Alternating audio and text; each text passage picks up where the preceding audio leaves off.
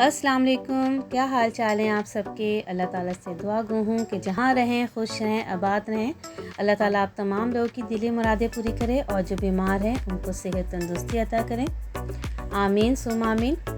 और आज के जो ब्लॉग है उसमें मैं आपसे ग्रॉसरी शेयर करूँगी। ग्रॉसरी ब्लॉग है और जिस तरीके से ग्रॉसरी को मैं सिमटाती हूँ और जिस तरीके से उसको मैनेज करती हूँ, ऑर्गेनाइज़ करती हूँ, उस बारे में मैं आपसे शेयर करूँगी। और आप इस में जो टिप्स हैं इनको फॉलो कीजिएगा तो इंशाल्लाह ताला आपका काम बहुत आसान हो जाएगा और आपकी ग्रॉसरी बहुत ईजी वे में ऑर्गेनाइज़ हो जाएगी।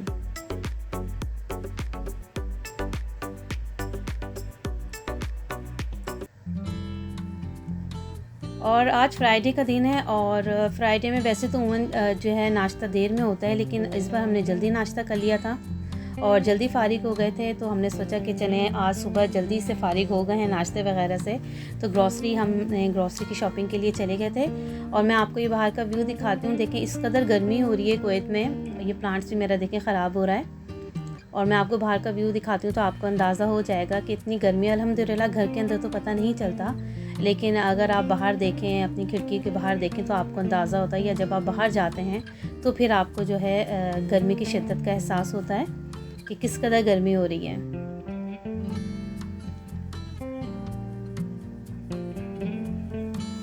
कुवैत में बारिशें भी बहुत कम होती है, लेकिन जब बारिश होती है अल्हम्दुलिल्लाह हम बहुत खुश होते हैं। और ये ग्रॉसरी थी, मैंने बोला चलें आपसे शेयर करूं कि मैं किस तरह जो ग्रॉसरी है वो ऑर्गेनाइज़ करती हूँ। कुछ टिप्स आपके साथ शेयर करूँगी, इंशाल्लाह ताला आपको ज़रूर पसंद आएगी। और अगर आप ये टिप्स को फॉलो करेंगे तो आपका टाइम बहुत सेफ़ होगा और आपकी चीज़ें देर तक बरकरार रहेंगी, ख़राब नहीं होंगी इंशाल्लाह ताला।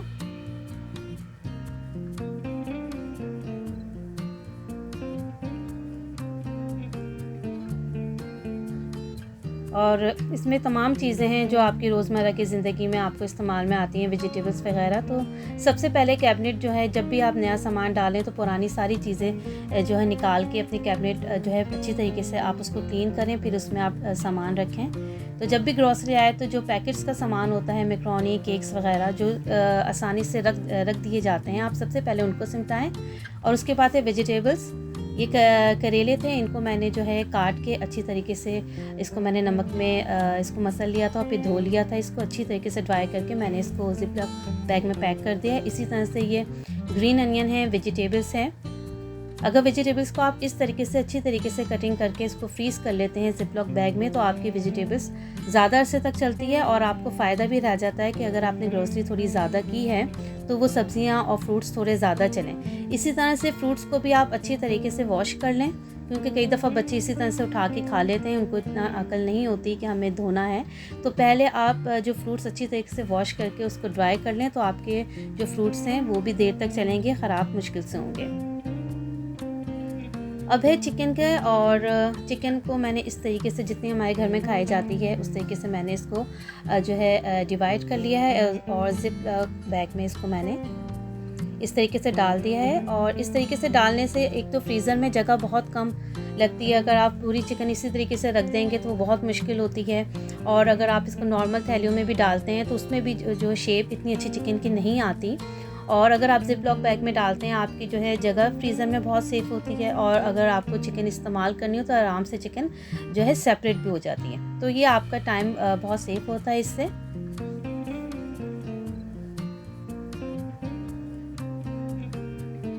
और इसी तरह से जितना भी फ्रीज़र का सामान था वो सब भी हमने फ्रीज़र में रख दिया था, क्योंकि गर्मी ज़्यादा थी। तो फ्रीज़र का सामान भी आप पहले फ्रीज़र में रख लें, और चिकन के पैकेट्स वगैरह सब बना के एक साथ ही फ्रीज़र में रख देते हैं। उस दिन तो काम थोड़ा सा ज़्यादा लगता है फर्स्ट डे, लेकिन अगर आप यूँ करते हैं तो एक हफ्ते तक आपको सुकून रहता है और आपकी जो वेजिटेबल्स, फ्रूट्स, चिकन वगैरह हैं वो भी सेफ़ हो जाती हैं। और ये मसाले, ये मेरे स्पाइस बॉक्स है। मैं बहुत सारी बॉटल्स नहीं रखती, मुझे मुश्किल लगता है कि 10-12 बॉटल्स लेना, फिर उनमें मसाले डालना, और फिर एक बॉटल खोल रहे हैं, फिर मसाला डाल रहे हैं, फिर उनकी क्लीनिंग। तो इस तरीके से ये मेरे पास स्पाइस बॉक्स है और इसमें तकरीबन अच्छे खासे पोर्शन है, और इसमें जितने भी मेरे मसाले हैं वो सारे के सारे इसमें आ जाते हैं। और मैं ये देखें इसमें सारे के सारे मसाले डाल रही हूँ। और ये पिसा हुआ सूखा धनिया है, और ज़ीरा पाउडर मैं बाज़ार का इस्तेमाल नहीं करती, क्योंकि मैं हमेशा दरदरा इस्तेमाल करती हूँ। तो मैं ये जो साबुत मसाले होते हैं सूखा धनिया और पिसा हुआ सूखा धनिया और ज़ीरा पाउडर, इनको मैं ड्राई रोस्ट करके दरदरा सा इनको पीस लेती हूँ और फिर मैं वो इस्तेमाल करती हूँ। ये भी मैंने इसे स्पाइस बॉक्स में डाल दिया है। आपको जब भी कुकिंग करनी हो आप ये बॉक्स उठाएं और फटाफट इसमें नमक मिर्ची वगैरह जो भी डालनी है आप डालें, बनिस्बत इसके कि आप बहुत सारी बॉटल्स रख रहे हैं फिर एक बॉटल्स निकालें। तो ये सब छोटी छोटी सी टिप्स होती हैं जिससे आपका टाइम जो है सेव होता है और आपको बहुत ईजी वे में कुकिंग करने का जो पता चलता है कि इस तरीके से भी कुकिंग करने से आपका टाइम बहुत सेव हो जाता है। और इसी तरह से जितने खड़े गरम मसाले होते हैं उसके लिए भी मैंने एक बॉक्स रखा हुआ है और इसके मसाले तो सारे मेरे पास तकरीबन मौजूद थे। बस ये जो दालचीनी थी और कलौंजी ज़ीरा वगैरह मेरे पास ख़त्म था तो मैं वो इसके अंदर डाल रही हूँ।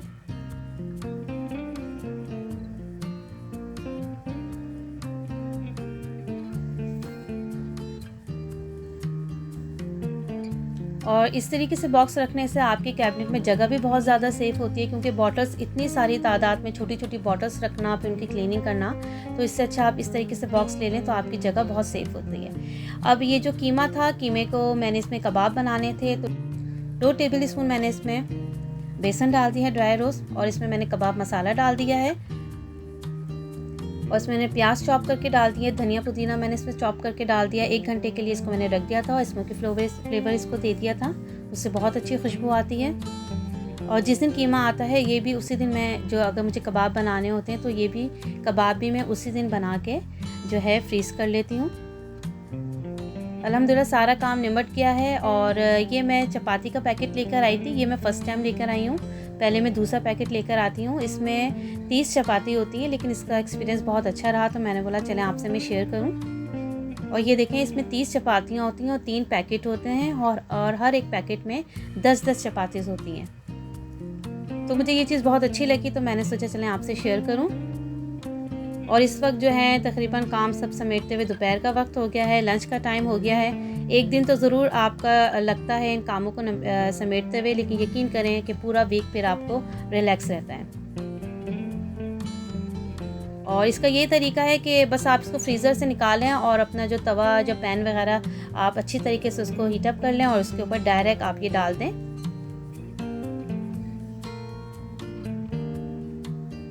बहुत मज़े की ये चपाती बनती है। आप चाहे तो इसमें ऑयल भी डाल सकते हैं, वैसे ऑयल की ज़रूरत नहीं है, लेकिन मैंने इसको ऑयल में भी पकाया है तो उससे बहुत अच्छे क्रिस्पी और बहुत मज़ेदार एकदम जैसा पराठा होता है वैसा बन जाता है।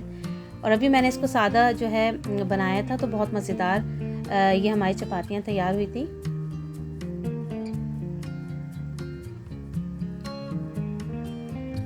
और इस तरफ जो है निहारी बन रही है, निहारी तकरीबन कंप्लीट हो गई, बस इसका तड़के का रहता है। और ये प्याज और अदरक हरी मिर्चों का मैंने इसमें तड़का लगा लिया है। और बस सारे काम जो हैं जल्दी जल्दी फ्राइडे के दिन हो रहे होते हैं। और ये में मज़ेदार निहारी बन गई है।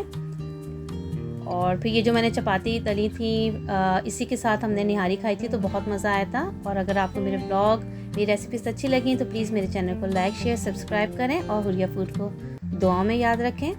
जहाँ रहें खुश रहें, आबाद रहें। अल्लाह हाफिज़, टेक केयर।